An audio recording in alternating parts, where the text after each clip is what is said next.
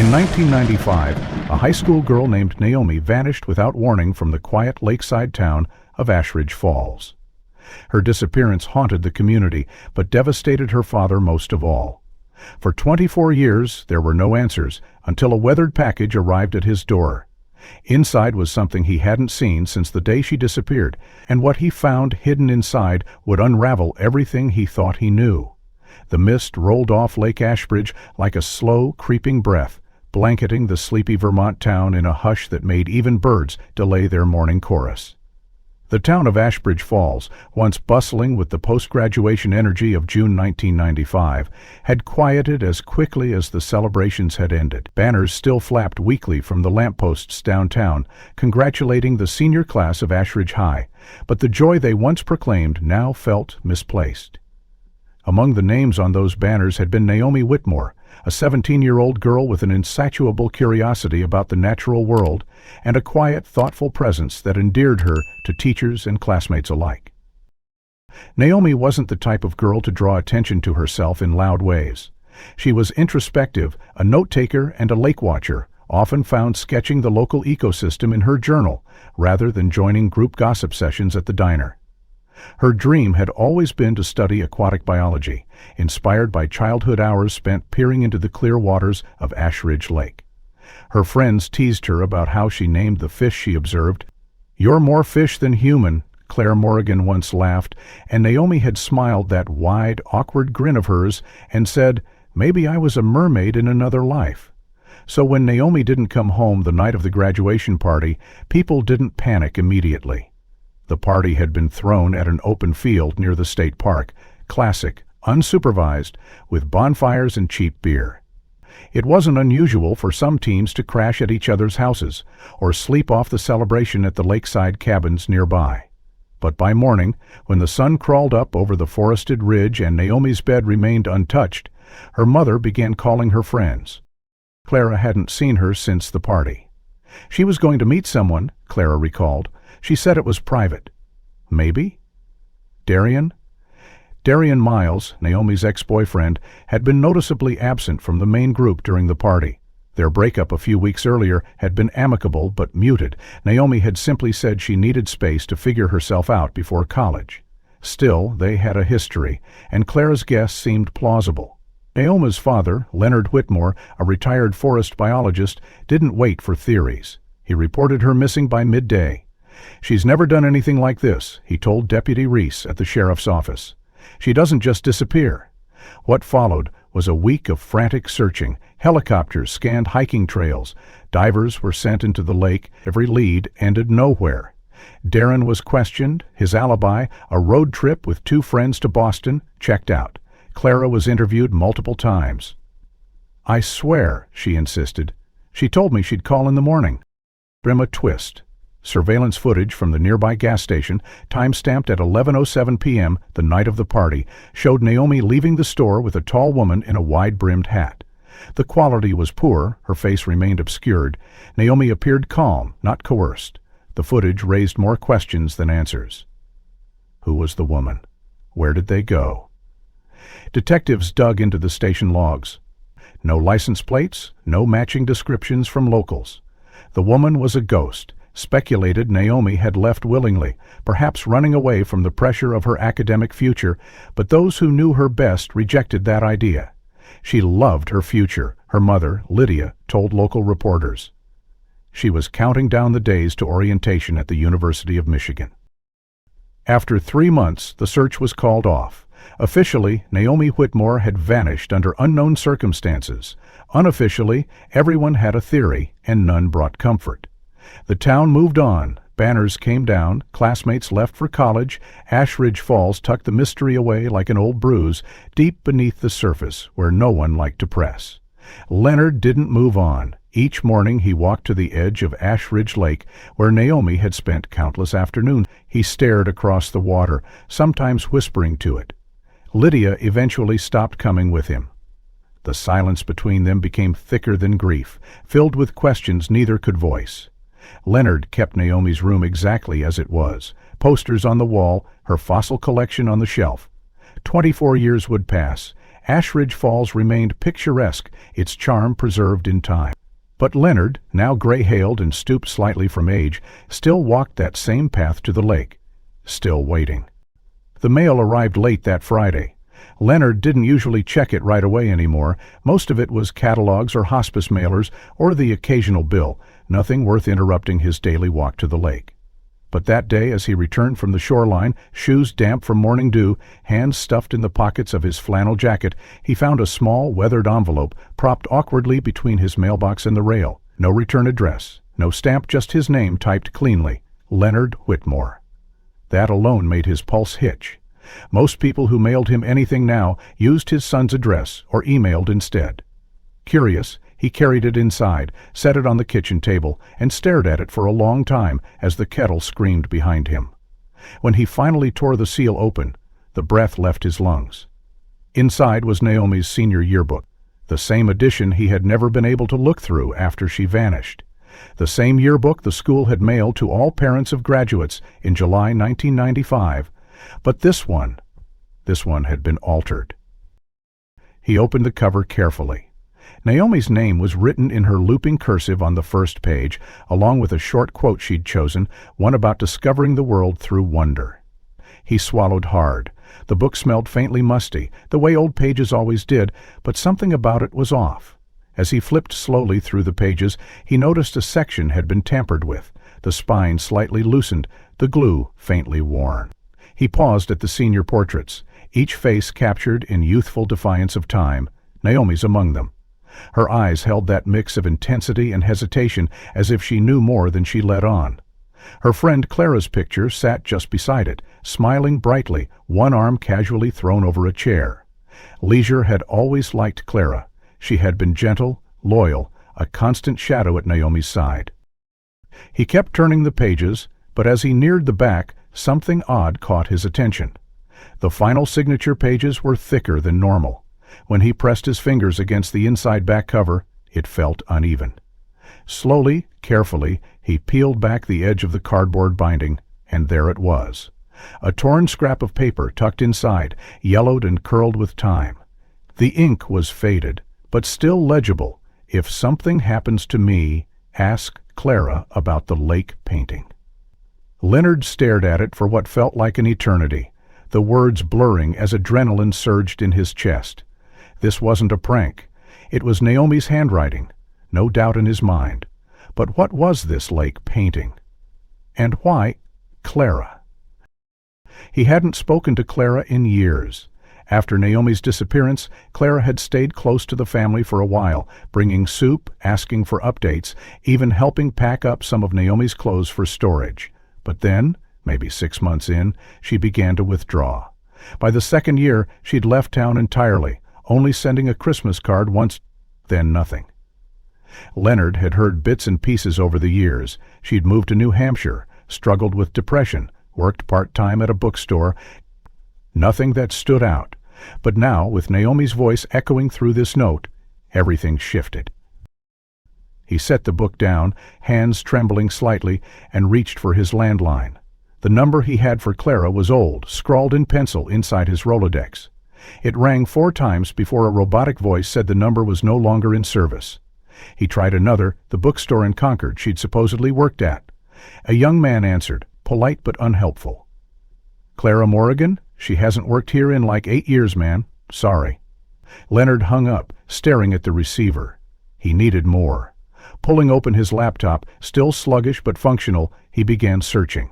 Clara Morrigan, age 41, Vermont, New Hampshire.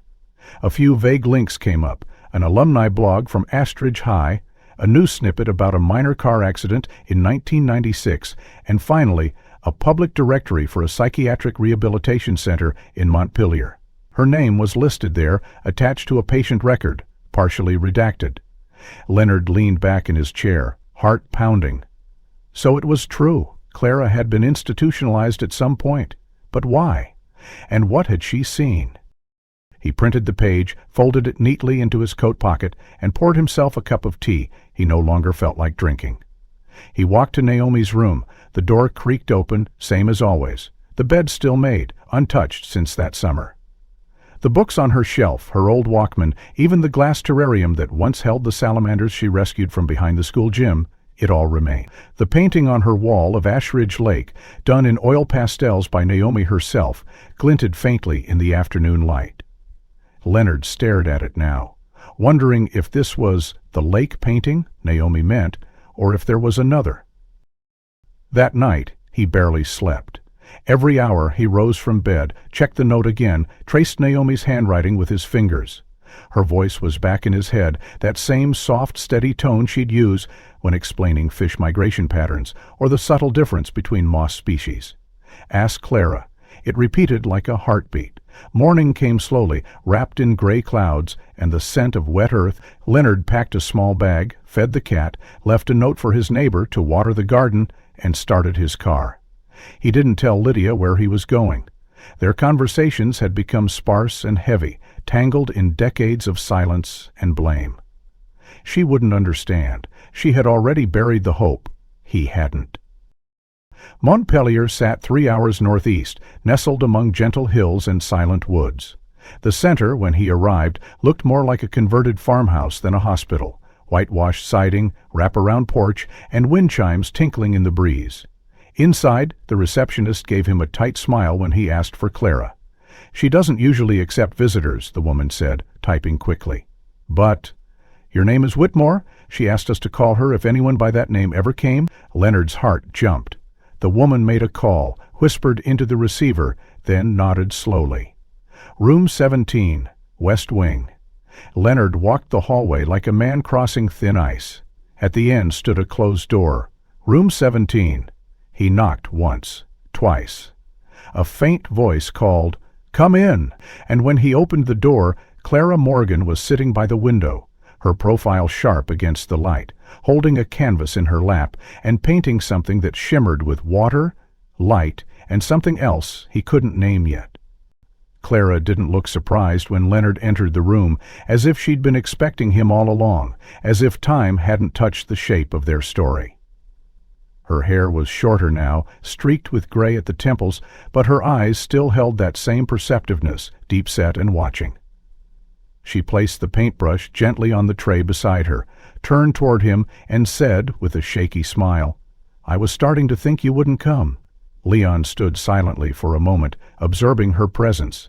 He hadn't seen her since the town's third memorial for Naomi, back when hope had still flickered, albeit weakly. "I didn't know where you were," he finally said, "until now." Clara nodded slowly, her fingers fumbling with the edge of her sleeve. "They said I asked them to call if anyone from your family ever showed up," she murmured. "I didn't remember doing that, but when they said your name, something clicked." Leon sat down across from her, knees aching, heart restless. "I received Naomi's yearbook in the mail," he said quietly. "A page was hidden in the back. She wrote a note, told me to ask you about a lake painting." Clara's face twitched slightly, as if the memory jabbed at something sore and half-healed. "Lake painting," she repeated softly, eyes drifting to the canvas in her lap. It was unfinished, a swirling landscape of water and forest and shadow. She meant the one we kept in the art cabin. The cabin— Leonard leaned forward. "The what?" Clara's gaze focused, sharpened. "There was this old cabin near the south ridge of Ashridge Lake. We called it the art cabin because someone had left all this old paint and paper inside. Naomi and I used to go there. It was private, safe. We painted, talked." Leonard's mouth went dry. "Why didn't you tell the police?" Clara looked down, shoulders folding inward. "I was going to. I tried. But then—" her voice cracked.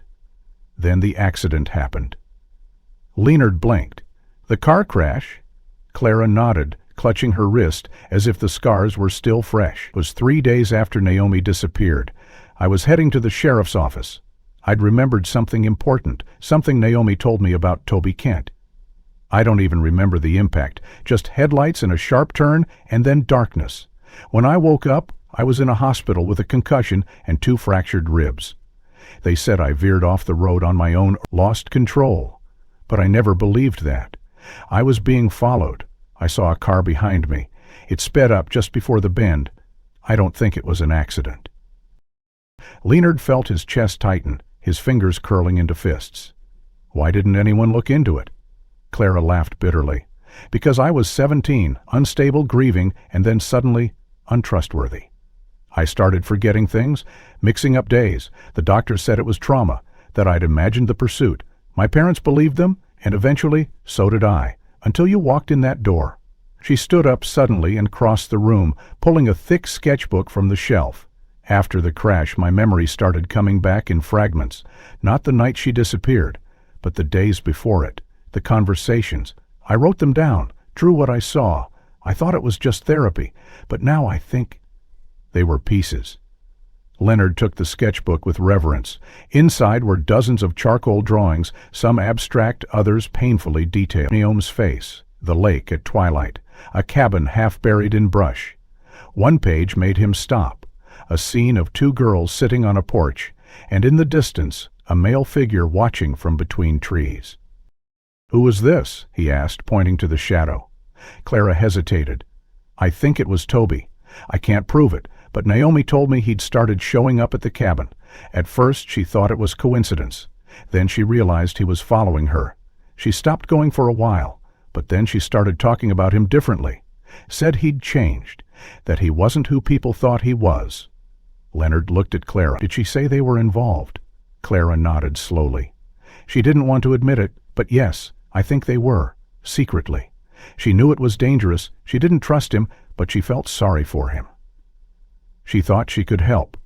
Leonard stood abruptly, pacing to the window, the trees outside whispering in the breeze like ghosts gossiping among themselves. "This cabin," he said. "It's still there." Clara shrugged. "I don't know. I haven't been back since, but I remember how to get there. It's about a mile past the old boat launch, through the birch grove. You'll need a flashlight. It's buried now, half covered in vines last time I saw it." Leah nodded, a decision already forming. "I need to go there. I need to see it for myself." Clara walked to the window beside him. "If you do," she said softly, "check the rafter above the left window. That's where she carved the fish." Liam turned to her. "Will you come with me?" She hesitated, fear flickering in her eyes. "I don't know if I can, but maybe." The air between them hung heavy with something unspoken, a mix of grief and anticipation. Then Clara said something that made Leonard's stomach twist. "Before she disappeared, Naomi told me if anything ever happened to her, it would start at the lake, but it would end where the forest turns red in the fall."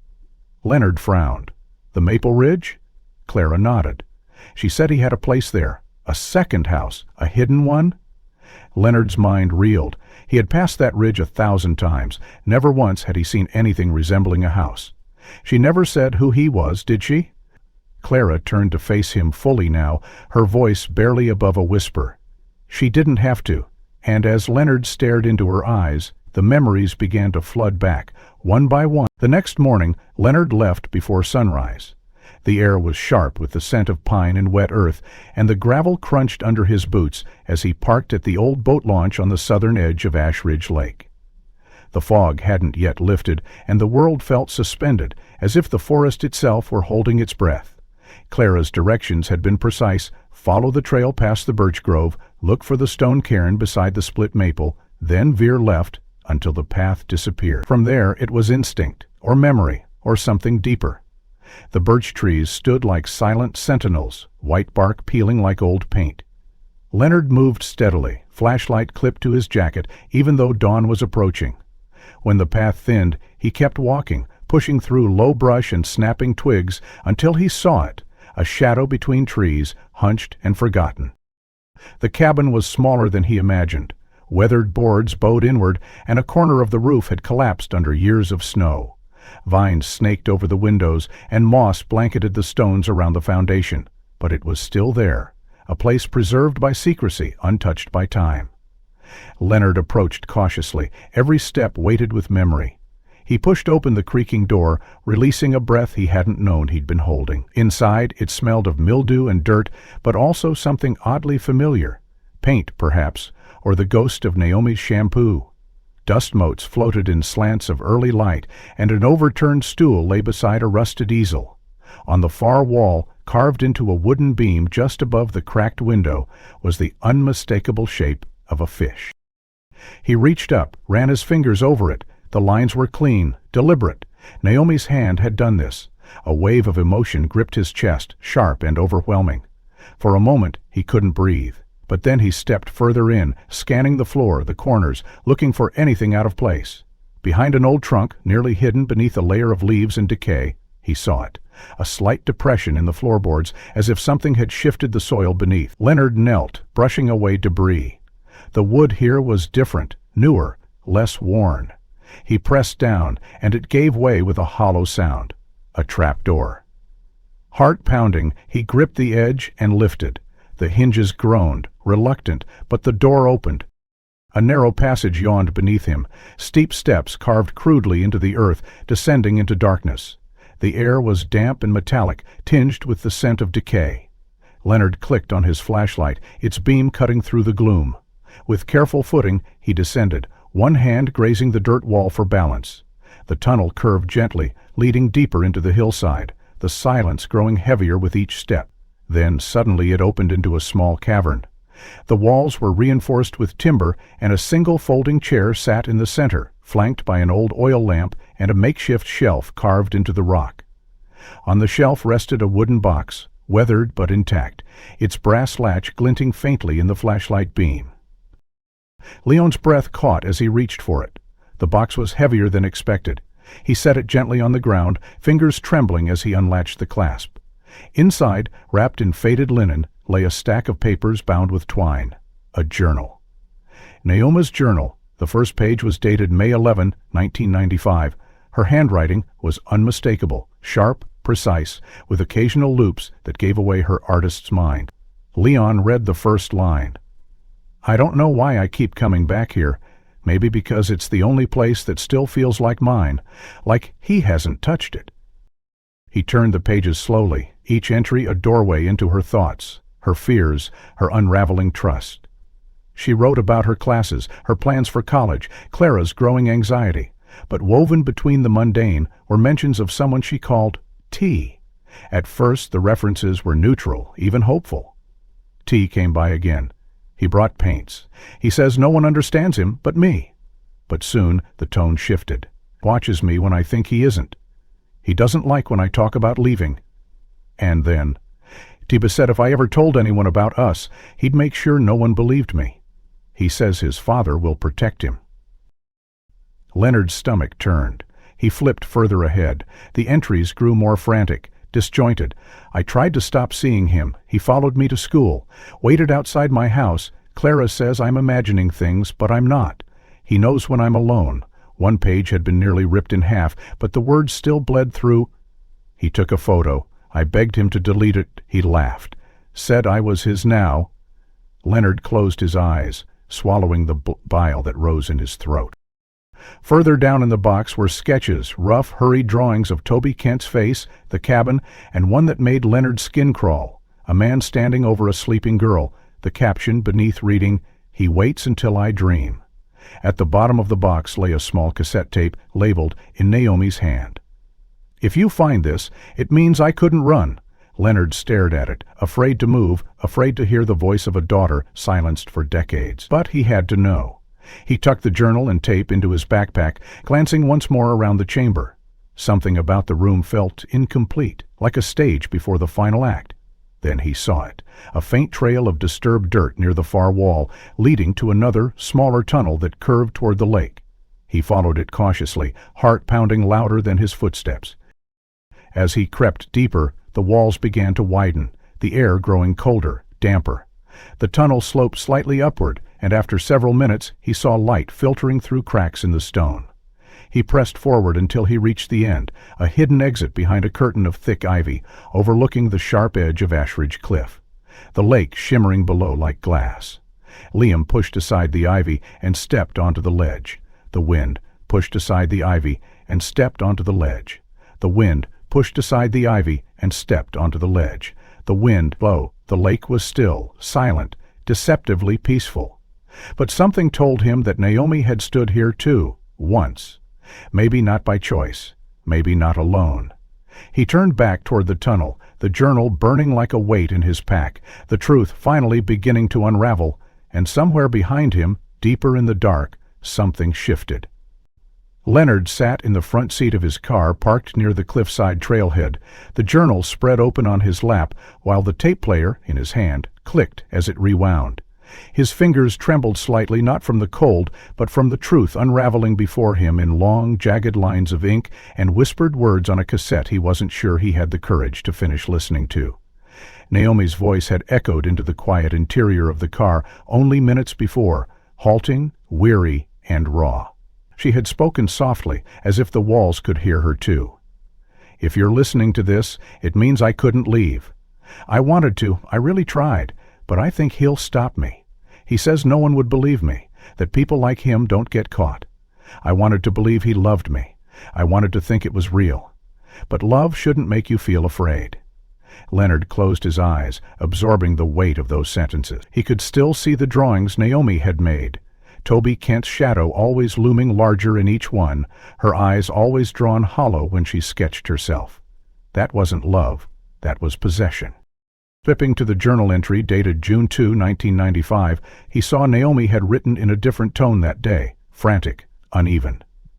"He showed me the photos today. Said if I ever tried to talk to anyone, especially Clara or Darren, he sends them to the whole school.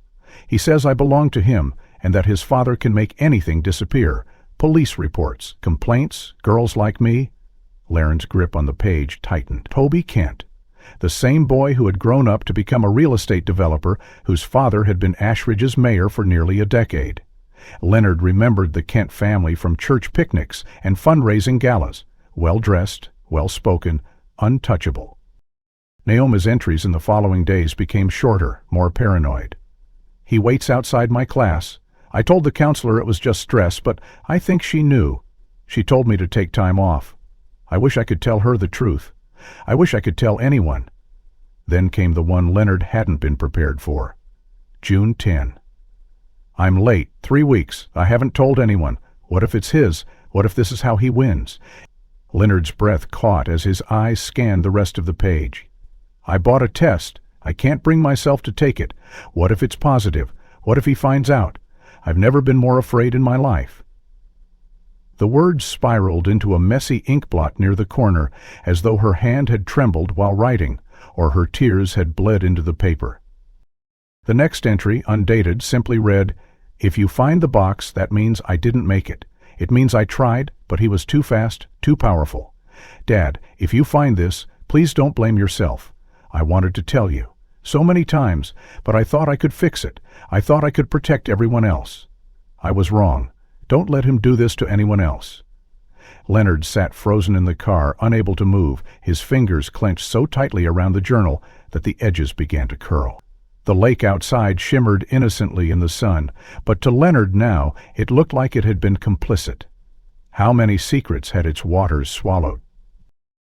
He thought about the way Toby had acted at community events after Naomi vanished, distant but never uncomfortable, always ready with a firm handshake and hollow eyes. Leonard recalled how Toby's father, Councilman Martin Kent, had spoken at the town's vigil, praising Naomi's academic spirit and unwavering kindness, as if rehearsed, practiced, even political. At the time, Leonard had welcomed the words, grasping for anything to fill the gaping unknown. Now he saw the performance for what it was, a distraction. Leonard started the car, journal beside him, tape rewound and ready, but he didn't hit play again. Instead, he drove toward town, mind racing. He stopped at a small diner on Main Street, one Naomi used to frequent after school. The same waitress still worked there, slightly older now, but still wearing his name tag, Linda. "Leonard Whitmore," she greeted him, a little surprised. He gave a tight smile. "I need to ask you something about the summer of '95. She raised an eyebrow but nodded. "You remember that boy Naomi used to talk to? Toby Kent?" She hesitated. "Yeah, sort of. They weren't officially a couple, I don't think, but he came by sometimes. He made me nervous, always watching everyone else. Quieter?" Leonard nodded slowly.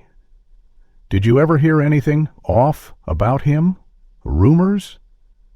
Linda shrugged but lowered her voice. "Only that he wasn't who he pretended to be. I think Naomi was scared of him. She never said it, but her eyes did." Lean had thanked her and left, heart thudding, as if he'd confirmed something he'd already known.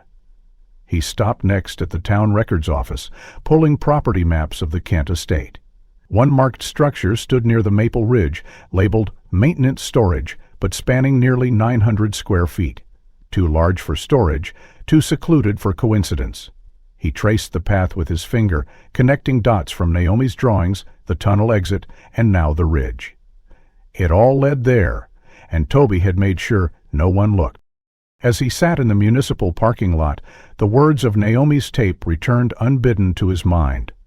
"I wanted to leave, I really did, but he said he'd never let me go, and I think he meant it."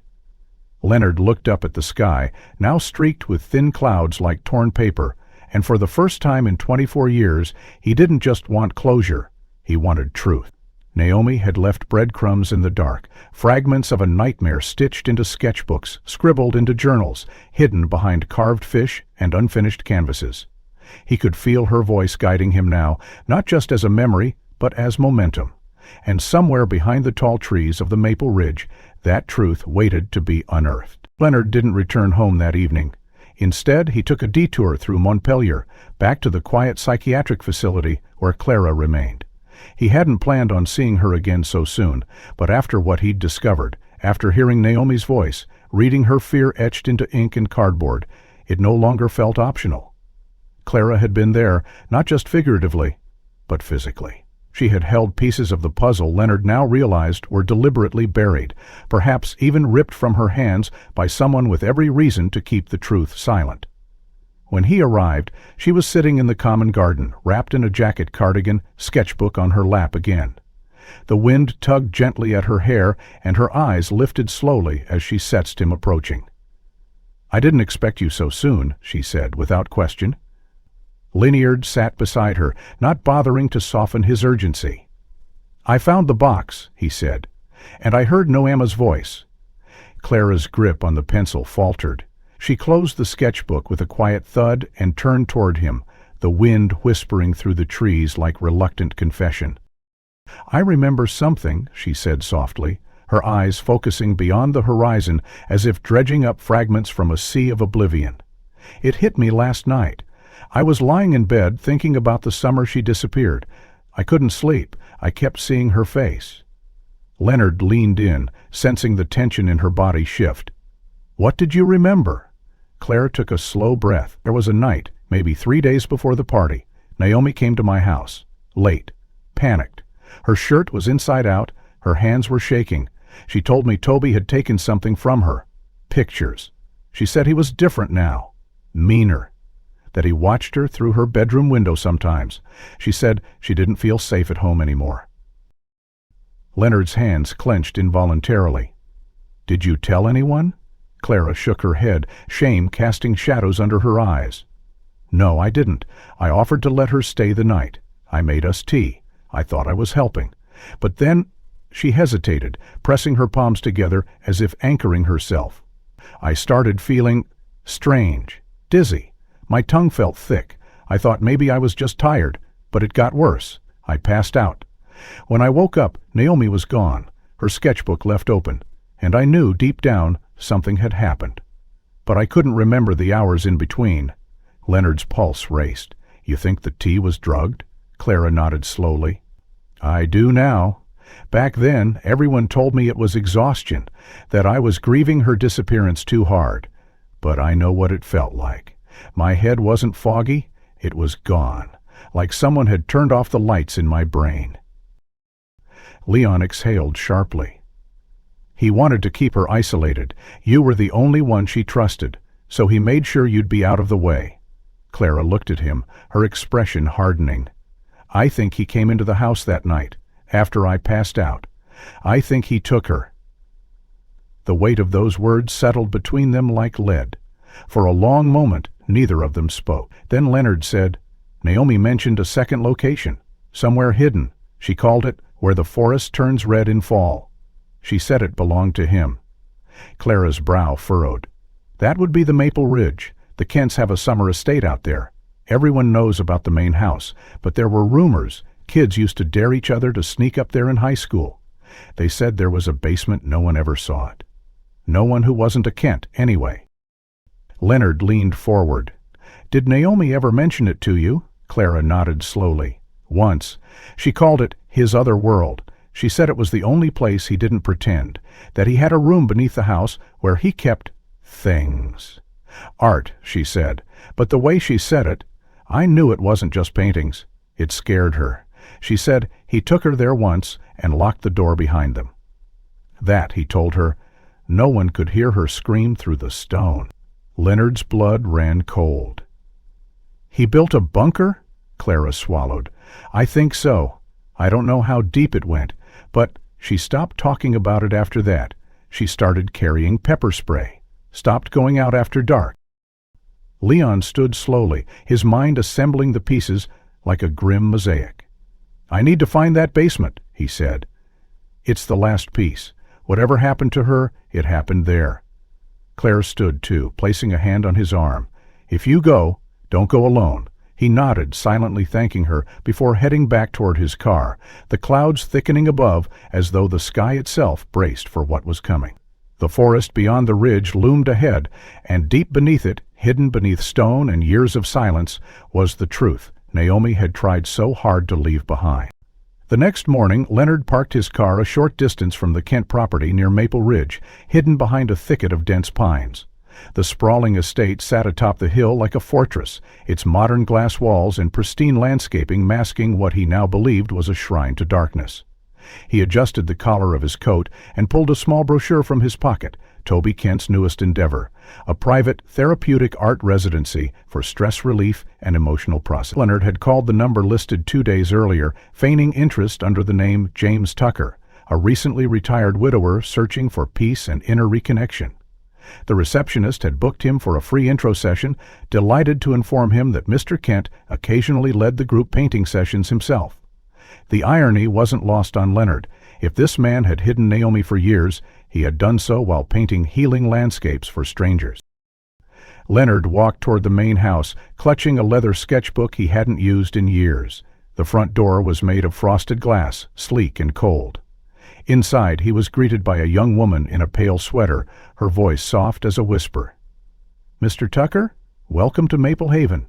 You'll be with Group B today. Let me show you to the art hall." She led him down a long hallway, flanked with large canvas paintings, serene lakescapes, forest paths, and sun-drenched cabins. But each one felt too perfect, as if sanitized of real feeling. The art room was expansive, with tall windows that overlooked the ridge. A dozen participants milled about, choosing easels and mixing colors. Leonard spotted Toby almost immediately, still fit in his early 40s, dressed in an open-collared shirt and jeans, his charisma practiced and effortless. He was pouring paint into glass jars, laughing softly with an old woman. When their eyes met, Leonard felt something cold pass through him. Toby's smile didn't falter. "James, is it? Welcome," he said, extending a hand. Leonard shook it, masking his disgust. "Thank you," he replied evenly. "I've heard painting can help bring closure." Toby tilted his head. "Absolutely. We all carry things. Art makes them lighter." Toby picked up his place at an easel near the back, pretending to mix color as he watched Toby move through the room. For the next hour he sketched abstract shapes, letting his eyes wander. Then, as the session neared its end, Toby announced they would be displaying new works in the main gallery for an upcoming local art show. "I'll be bringing out some of my personal collection too," he added. "Pieces I've never shown before." Leonard's ears perked. After the group dispersed, he lingered near the hallway outside the gallery. A side door had been propped open to let in light. Inside, canvases leaned against the walls, some wrapped in plastic. No one noticed as Leonard slipped in. He moved quietly, scanning each piece. One painting near the back stood taller than the rest, shrouded in a beige cloth. Something about it felt charged. He reached for the edge and pulled it aside. His breath caught. The painting depicted a girl seated on a wooden floor beside a barred window, her hands bound in thick cords, her eyes wide with terror. The room around her was dim, cavernous, with stone walls and a faint hint of a staircase leading upward. But what froze Leonard's heart wasn't the setting, it was the girl's face. It was Naomi, her features unmistakable, even softened by paint. The angle of her jaw, the line of her mouth, every detail matched the sketches Leonard had studied for weeks. He reached out and touched the canvas, bile rising in his throat. Suddenly a voice behind him said, "That one's not for sale." Leonard spun around. Toby stood in the doorway, arms folded. His tone was calm, but his eyes flickered with something else, alarm. "I'm sorry," Leonard said, feigning curiosity. "It just caught my eye." Toby stepped closer, his posture still casual. "It's an older piece, a study in vulnerability, inspired by a story I read once." "Don't worry, she's not real." Leonard forced a smile. "You've got quite the imagination," Toby chuckled. "Don't we all?" Then he turned and walked away, leaving Leonard alone with the image burned into his mind. That night, Leonard drove to a private lab 2 towns over, where he'd made arrangements with a forensic technician he once worked with on a conservation project. From Naomi's journal, he had carefully extracted a hair strand taped beneath one of the entries, preserved, after all these years, in the dry confines of the box. "It's a long shot," Leonard had told the tech, "but I need to know if this belongs to my daughter." The technician had nodded, understanding more than Leonard could say. 3 days later the call came. "We matched the mitochondrial DNA. It's her, 100%. Leonard gripped the edge of the kitchen table until his knuckles went white. Naomi had been there, in that tunnel, in that bunker, and in that painting. The proof was no longer just memory, it was science, and it was irrefutable. Armed with the photo of the painting he had secretly snapped, the journal pages, the tape recording, and now the DNA result, Leonard walked into the Ashridge County Police Department. He requested to speak directly to Detective Ramirez, who had reopened several cold cases earlier that year. When she sat across from him, Leonard laid out the evidence piece by piece, each artifact a scar, each word a resurrection. Ramirez listened in stunned silence. When he finished, she asked only one question. "Do you know where the entrance is?" Leonard nodded slowly. "I think it's under the Kent estate. The stone bunker, the painting, it's not fiction." Ramirez stood, already calling in a team, her voice sharp with urgency. Outside, the clouds thickened over Maple Ridge, and beneath the forest floor, the truth waited behind walls. Naomi never escaped, still echoing in colors only a guilty man would dare to preserve. Within hours of Leonard's report, a search warrant was granted. Detective Ramirez moved quickly, coordinating with a specialized forensic unit and a tactical entry team to sweep the Kent estate at Maple Ridge. The operation was kept quiet, the team arriving just before dawn under the cover of mist that rolled in low and heavy across the forest floor, mirroring the gravity of what they expected to find. Leonard sat in the unmarked car parked across the road, his jaw tight, fists clenched, his presence unofficial but allowed at Ramirez's discretion. Inside, officers knocked sharply at the door, announcing their presence. Toby Kent answered in joggers and a quarter-zip fleece, his smile thin and disbelieving. "Is there a problem, officers?" he asked, his voice steady, betraying nothing. "We have a warrant to search the property," Ramirez replied. "Step aside." Toby's eyes narrowed for a second too long before he forced a nod, stepping back into the foyer as officers streamed past him. They began with the gallery, photographing every piece, especially the painting Leonard had identified. Forensics collected fibers from the canvas and extracted samples from the frame. Downstairs, a team scanned the wine cellar, the garage, and the storage areas, but Ramirez focused on the west wing, a portion of the property partially underground, flanked by reinforced concrete and suspiciously devoid of decor. A locked door stood at the end of the hall. Ramirez nodded to the locksmith, who stepped forward with practiced precision. 30 seconds later, the door clicked open. The air that rushed out was cold, damp, and laced with mildew. A narrow staircase descended into blackness, stone walls closing in tightly on either side. They moved carefully, flashlights illuminating cobwebs and scuff marks along the stone. At the bottom, the hallway widened into a chamber. The walls were lined with soundproof foam, some pieces peeling at the corners. The floor was concrete, stained in places, with one corner carpeted and layered with worn blankets. A broken mirror leaned against the wall, and beside it, a small wooden vanity table still held a cracked brush, 2 lip balms, and a folded letter. Ramirez picked it up, unfolding the page with gloved hands. It was a birthday card, handmade, the front decorated with pressed flowers and a watercolor fish. Inside, the writing was unmistakably Naomi's. "Happy 18th to me," not exactly how I imagined it, but still holding on. A date was written in the corner, July 3, 1995. Leonard, standing just behind Ramirez, exhaled audibly. That was 2 weeks after she had vanished. She had still been alive. The realization hit him like a punch to the ribs. On the far wall, one of the officers shined his flashlight on something faint, etched just above the floor level. "Detective," he called out, "you'll want to see this." Ramirez knelt and examined the carving. The words had been scratched into the stone with something sharp, maybe a hairpin or a broken shard. They read, "Still waiting to be found, Dad." Leonard dropped to his knees, his breath caught halfway between a sob and a whisper. His fingers hovered near the stone, trembling, not daring to touch it.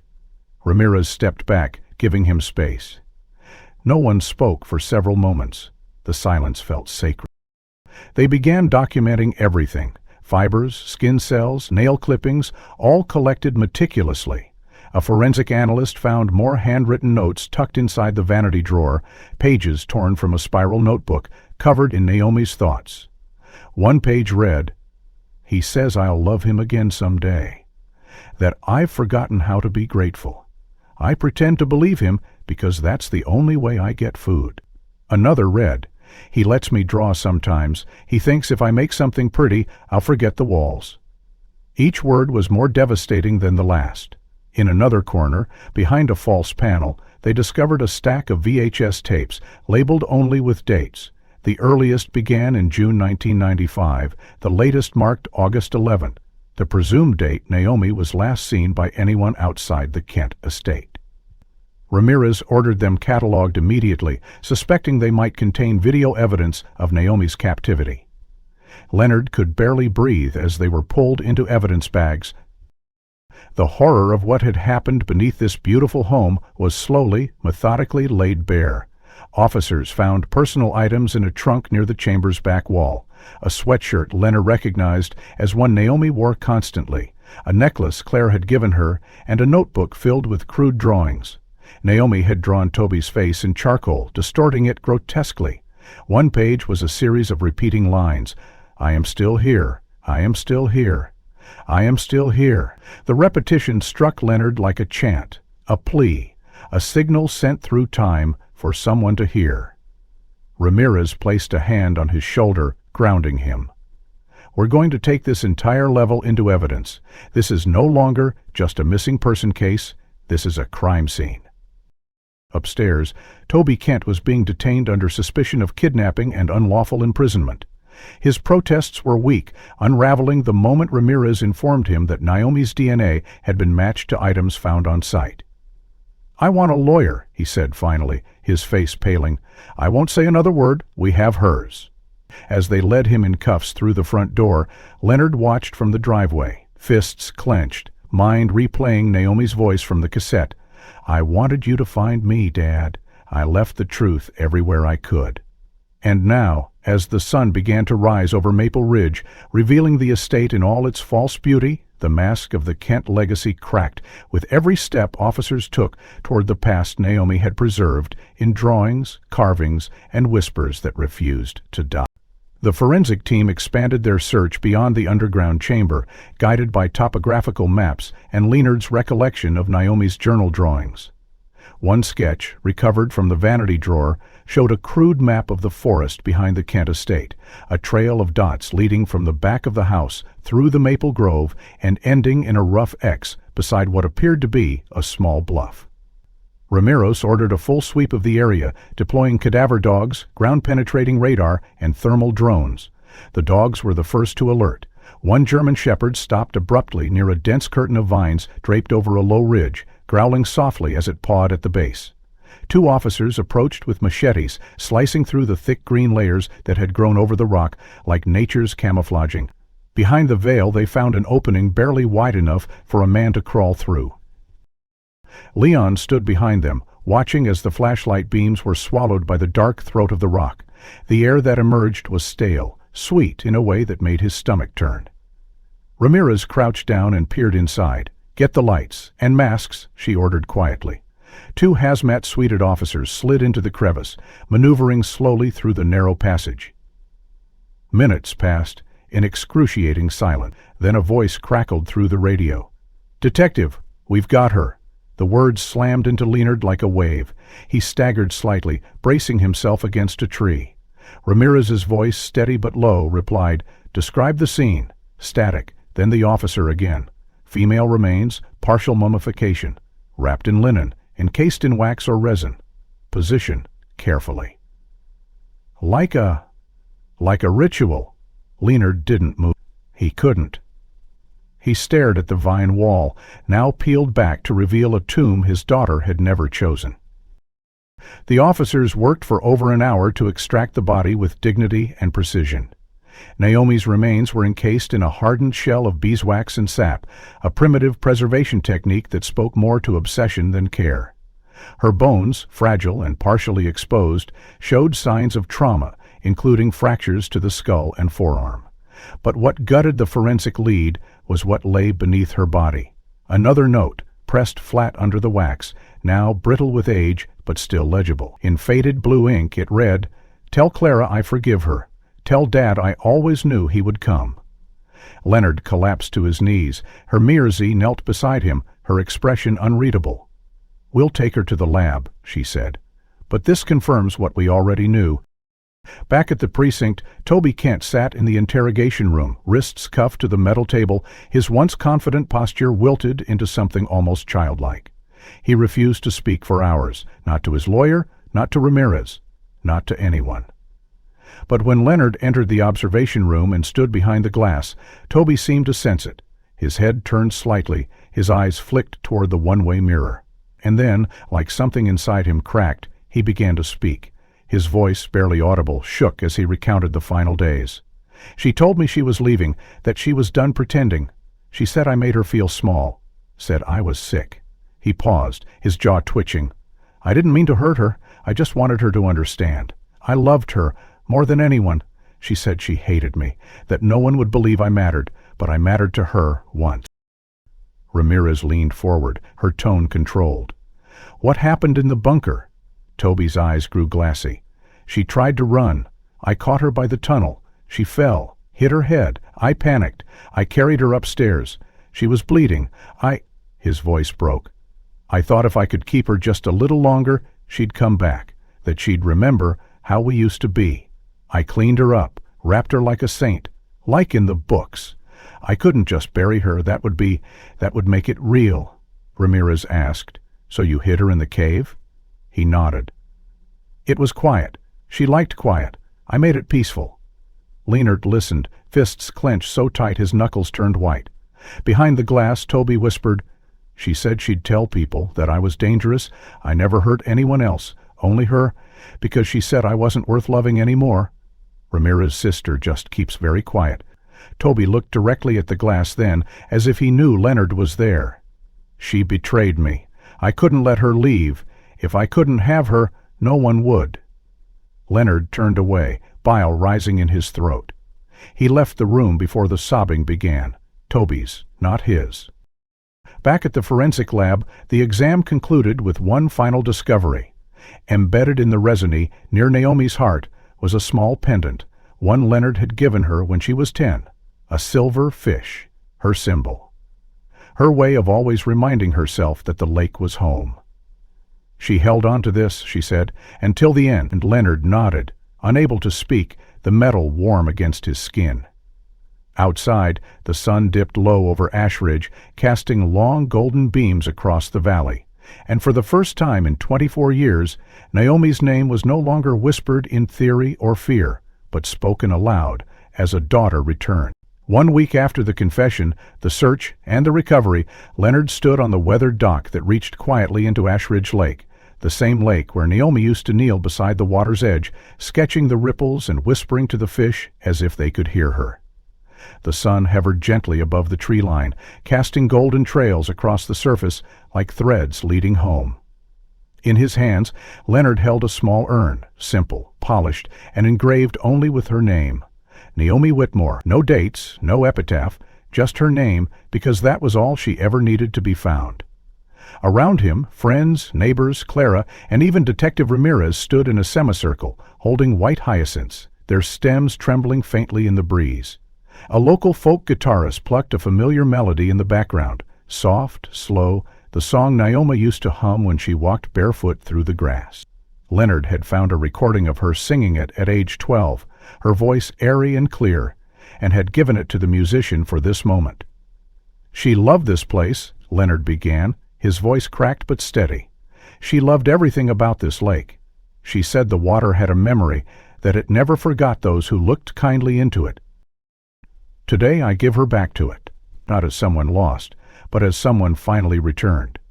Clara stood beside him, her hand clasping a book tight to her chest, the first printed copy of the manuscript she had spent the last week finishing. "The Girl and the Wordless Lake," it read in elegant script, Naomi's self-portrait drawn on the cover. The pages inside chronicled everything, the art, the whispers, the missed signs, and tribute. A gift to Naomi, to Leonard, to all the girls who'd ever been silenced by charm and shadows. Clara had cried while writing it, every memory returning sharper, more vivid with each page.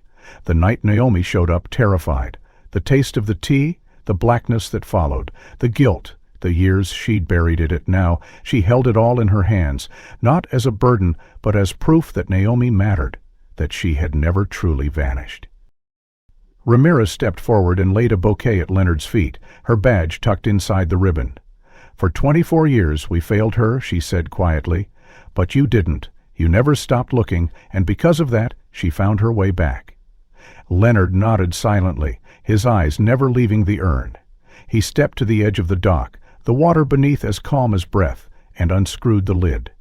The wind caught the deep consistency and hand-screwed the lead. More followed, spiraling and dancing before disappearing into the depths. Behind him, the mourners began to release their hyacinths, each flower floating gently outward, forming a slow-moving wreath that expanded with the ripples. Clara moved beside him and placed a single worn item on the water, a laminated copy of Naomi's first sketch of the lake, taken from her journal. It drifted among the flowers like a memory refusing to sink. As the final chords of the song faded, Leonard closed the urn, knelt at the edge, and dipped his fingers into the water. "She's part of this place now," he whispered, "not buried, not hidden, free." Across the lake, the setting sun sent the maple ridge into a glowing blush of gold and crimson. The trees, once witnesses to Naomi's silence, now stood like quiet guardians of her return. Clara sat on the dock afterward, legs dangling over the edge, flipping through her book. She had added a final chapter that morning, long after the manuscript had technically been finished.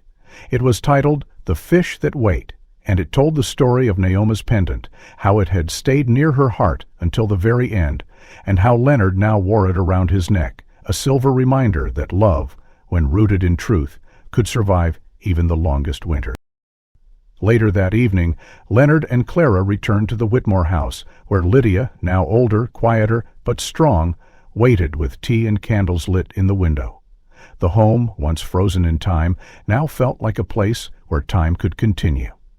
In the living room, Naomi's portrait had been placed above the mantel, not her senior photo, but a candid shot taken by Clara during a summer camping trip. Naomi was laughing in it, her hair wild with wind, eyes squinting against the sun, life bursting from every inch of her.